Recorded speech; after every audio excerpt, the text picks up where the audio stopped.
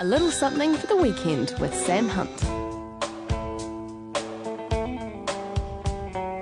Yeah, a little something for the weekend with Mr. Sam Hunt. In the past, but in the present, something like that anyway. G'day there, Sam. Good morning, Wammo. Good morning. How are you? Yes. Well, just to explain that although this is being broadcast on a Friday morning, we have actually recorded it on a Thursday morning. We're talking to you from the distant past. We are. You are coming in loud and clear, Wammo. And as I speak on this Thursday morning, I'm looking out on the Kaipara. There's a great rainbow across it. And there would be I've been counting through the telescope, about 150 to sort of 180 black shags lined up along the channel. It just looks pretty bloody good. It looks pretty good. They look like they look like candles at a black mass.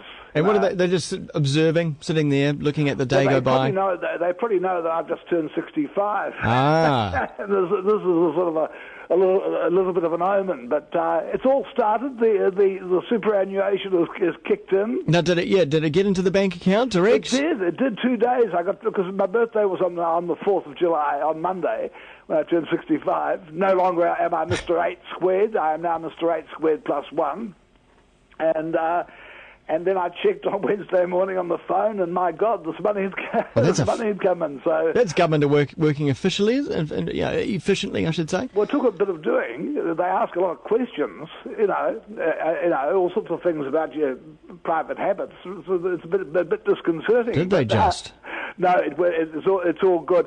I'll tell you what I wanted to mention today, which is actually our penultimate broadcast, isn't it? It is, Sam. It is, and penultimate meaning that we'll be on next week, and then we're drifting to other parts. I'm actually moving to the Kermadec.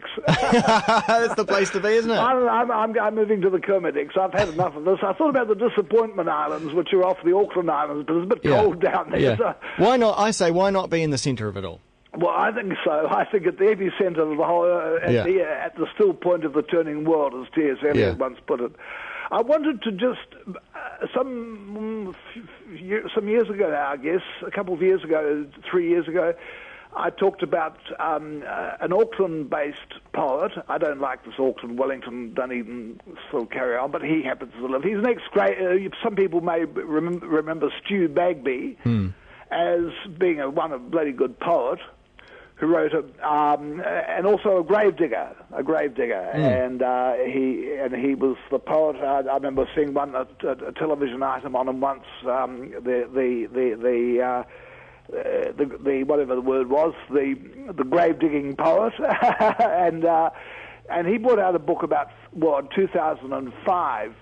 Stu brought out a book called As It Was in the Beginning, and I remember on this program talking about some of those poems, which I love. He writes, everyone who tries to be a writer or wants to be a writer seems to at some stage sort of go to the obvious source of childhood. I've done it myself often enough, but not everyone does it all that well.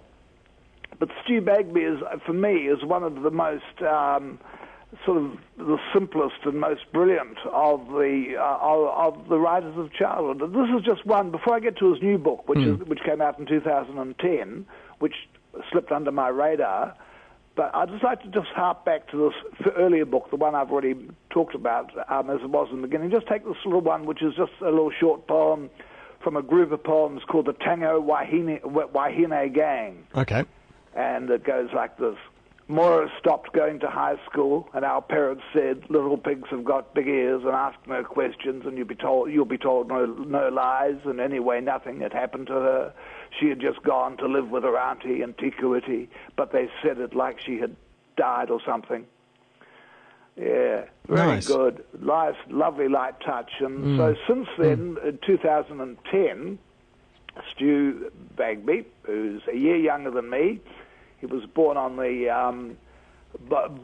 the northern Kaipara, in fact, at Te Kopuru, And these days he lives well. This poem is a new one. I love it. It's by Stu Bagby from his new book.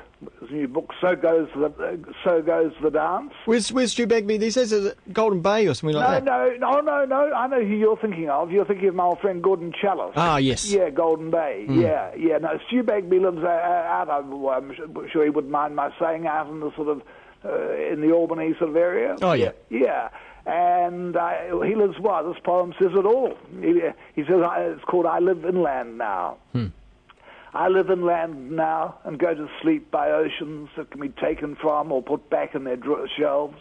When once I lay and listened to the breakers pound the beach, the gulls rained round the cliffs of Mahuta and of Glinks, and at Midge Rocks on big spring tides, a wreck showed through the sand.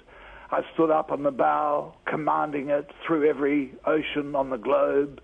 Waves broke over me, over it and me. I clenched my toes and laughed. Then I dared them to come back again. Now I'm growing old, and those who made that ship and those who sailed in it are nothing more than bones, bleached whiter than steeped feet. I do not wear my trousers rolled or tie the corners of my handkerchief in knots. I run through waves in warm, dry socks. I live inland now. The sea knows where to find me. Wow. Nice, eh? Yeah. Oh, lovely. No, very good and great. And another one I love, if I've got time to say. Just thinking about that line, though, in relation to tsunamis, the sea knows where to find me. I think the sea knows where to find everyone. Yeah, that's good. Maggie, Millie, Molly and May, well, I'll tell you a poem by E. Cummings. Stu wouldn't mind if I put a bit of E. Cummings in here. Maggie, Millie, Molly and May went down to the sea to play one day, and Maggie found a shell so sweet it sang she couldn't remember her troubles, and Millie befriended a stranded star whose raised 5 languid fingers were, and Molly got chased by a horrible thing which raced sideways while blowing bubbles, and May ran home with a smooth round stone, as small as a world, as large as alone, for whatever it is, like a you or a me, it's always ourselves we find in the sea. Yeah, crikey. Yeah, hey, I also love in that poem, because, again, some poets, and ones I tend to like, are place name people. They like place names, and Stu Bagby he's a place name man. You'll notice there in that poem he mentions Mahuta, which is Mahuta Gap. They've got great names. This is on the Northern Kaipara. Mahuta Gap, Glinks Gully, they're good names. Yeah. And here's just a little one here. It says, I think it's a great little poem, very restful poem. It's called just a short little poem called The Man with the Hoe. The man with the hoe methodically works backwards down the row, moves the tool beneath and through the weeds and tilts its edge to earth, up around the plants. There are gaps where some seeds failed to germinate and where others made no foliage. Above, clouds meander like cows on their way from milking.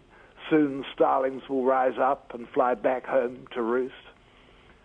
That's a lovely poem. So anyone interested in some good poems, I strongly recommend Stu Bagby. He's got 2 books, As It Was in the Beginning, published 2005, and So Goes the Dance. So Goes the Dance, which came out, and I was just trying to find a little one which I love, which I can't find now. It's a title poem, bugger. But that's a little something for the weekend. Yeah, something from the past for the present. Coming from the past, future.